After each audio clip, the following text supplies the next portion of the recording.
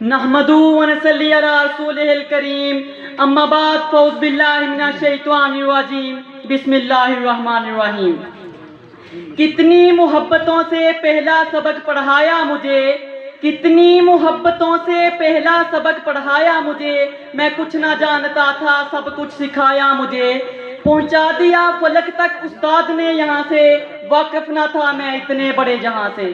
جناب صدر، محترم حاضرین و سامعین کرام، السلام علیکم۔ آج مجھے جس موضوع پر لب کشائی کا موقع ملا ہے وہ ہے استاد کا مقام۔ اسلام نے جہاں مسلمانوں پر حصول علم فرض قرار دیا ہے، وہاں اسلام کی نظر میں استاد کو بھی اعلیٰ مقام حاصل ہے تاکہ اس کی عظمت سے علم کا وقار بڑھ سکے۔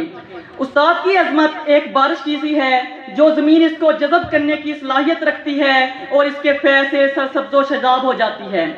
اسلام میں ان کو والدین کے رتبے کے برابر قرار دیا ہے۔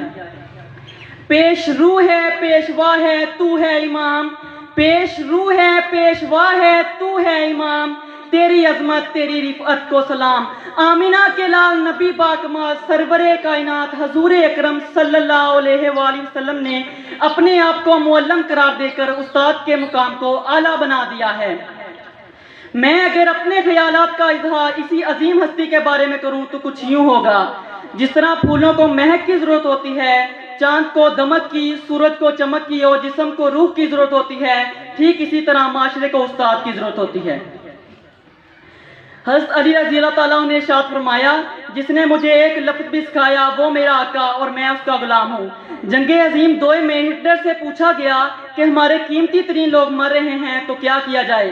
ہٹلر نے جواب دیا، اگر ہو سکے تو ہمارے اساتذہ کو کہیں چھپا دو، اگر ہمارے اساتذہ محفوظ رہیں گے تو یہ قیمتی لوگ پھر سے اٹھ کھڑے ہوں گے۔